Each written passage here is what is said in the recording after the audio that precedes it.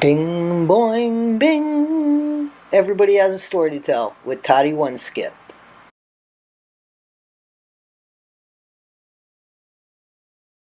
Hey guys, this is Everybody Has a Story to Tell with Toddy One Skip. I'm Toddy One Skip. How you doing? If you can't hear me out of this side of your ear, hear me out of this side of your ear because I haven't figured that out yet. Guys, welcome to the channel. Please like, subscribe, and share. And thank you for allowing me to be part of this Sunday. It's a Sunday, guys. And here's a message from my sponsor, one of my favorite people from Milk, Honey, and Mayhem channel. If you want something good to eat, come on down to Earl's Choke Chicken, where if you can kill it, he can grill it. There ain't no need to be hungry or thirsty down there at the food truck by the titty bar on South Street. Just slide on by and let Earl choke your chicken for you before you head on home to your missus. Damn it, Earlene, that don't sound right now. I'ma tell you what, and just 'cause he's your brother don't mean he knows how to cook. Hell, none of that mess is even chicken over there. Yep, tell Arlette to fix me up a box of them squirrel feet for that baby. Shit. I understand finally why. So Robyn, she doesn't want to be monogamous with Cody, or more so, she doesn't want Cody to be monogamous with her. And the reason is because, according to Christine, he's not very give and take in the bedroom, can't really talk to him. Those are things that aren't really exclusive to to Christine. They are to Cody. And Cody, when he gets pissed, angry, selfish, he the same action to his little lover Robyn. And now there's nobody to take the heat off, or the non-heat off, or the 5-minute, 2-minute, 1-second heat off. She's got to do it on her own, all of it on her own. And she didn't want to do any of this shit on her own. She wanted cheerleaders. She didn't want sister wives. She wanted to be the main cheerleader and have these others work for her. And anytime she didn't want to have X with her husband, she wanted to say, go pick the other three, any of the other three. Now she's stuck with them all by herself. And let me tell you something, I don't think she likes it. Why? What makes Cody charming?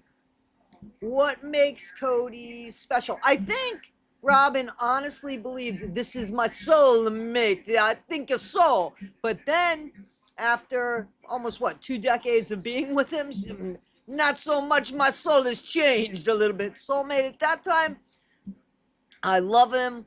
I want to be with him, but just not all the time. And I don't want him to be my responsibility. And that's what Robyn's always been about. Responsibility. Robyn wants no responsibility. She just wants all the praise. All the praise. We saw it in the Sister Wives Closet. Everybody should stop what they're doing for a living, bringing in income, and let's follow my dream of, it was crap.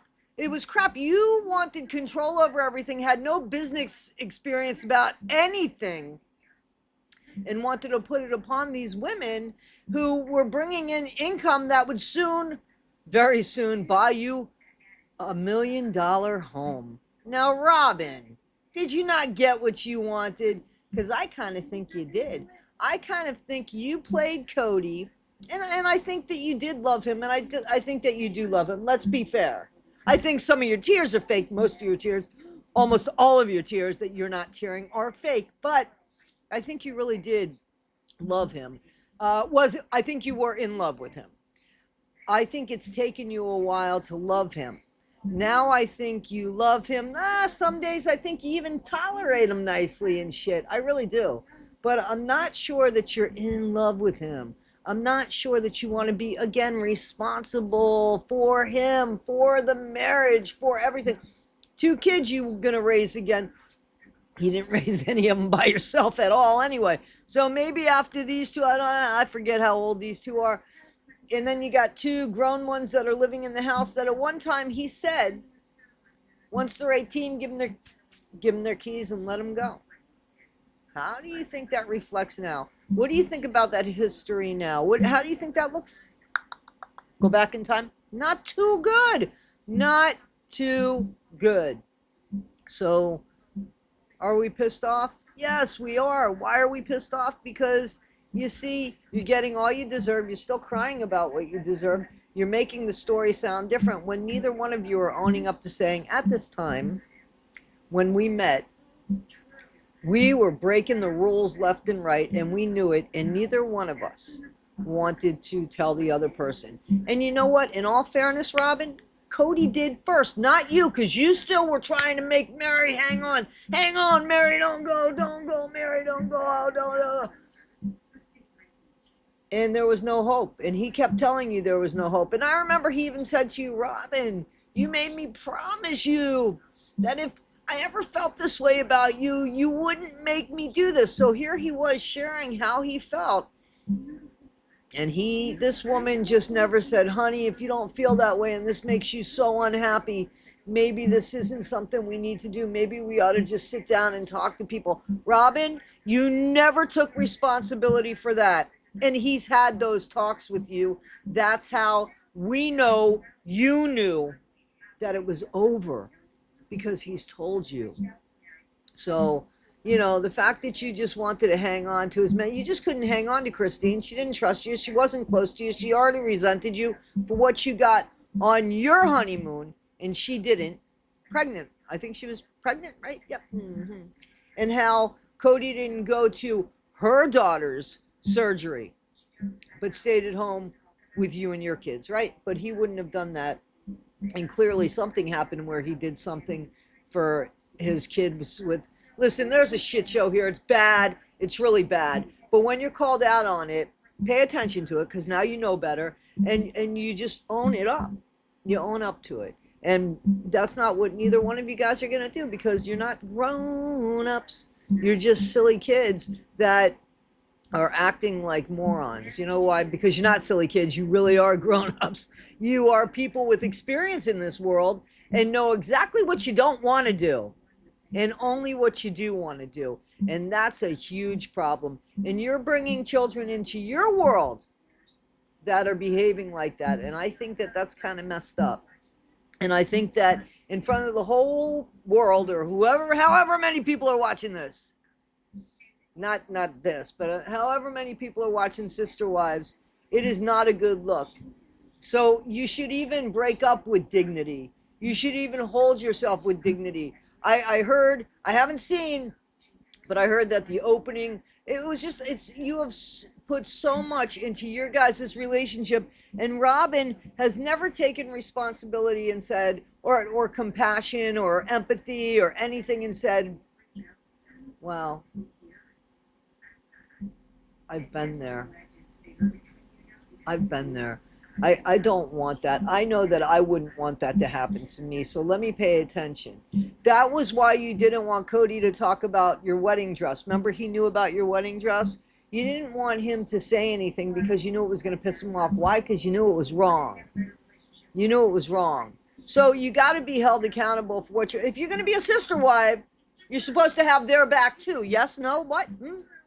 And you didn't. You didn't have their back. Well, you did, but you had like a KNIFE in your hand. Yeah. Listen, you should really take responsibility, Robyn, Sobbyn, whatever. Stop crying.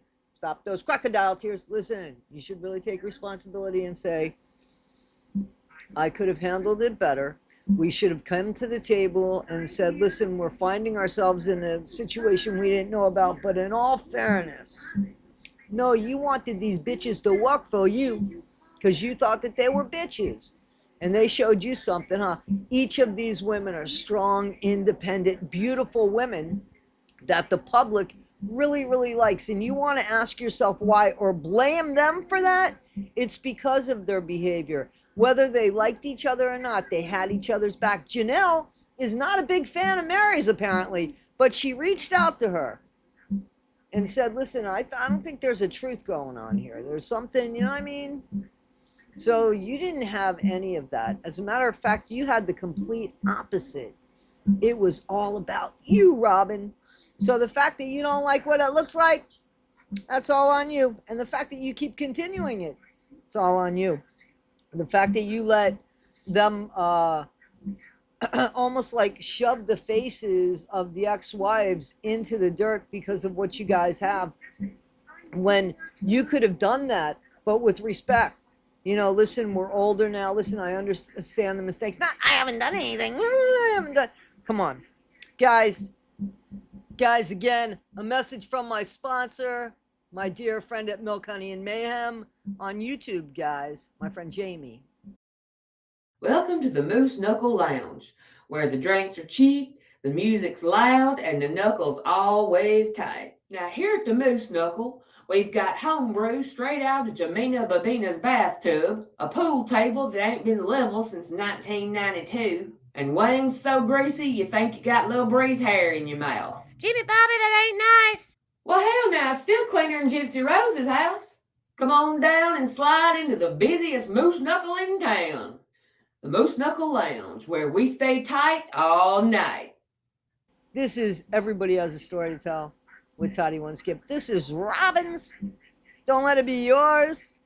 See you later, guys. Thank you. Bing, boing, bing. Everybody Has a Story to Tell with Toddy One Skip.